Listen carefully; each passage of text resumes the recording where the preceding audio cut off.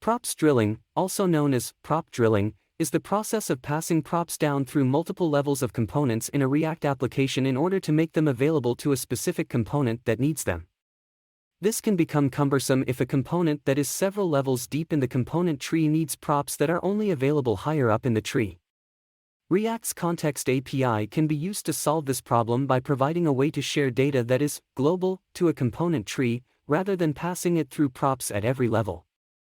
Components that need access to the context data can consume it directly, without the need to pass it down through multiple levels of components.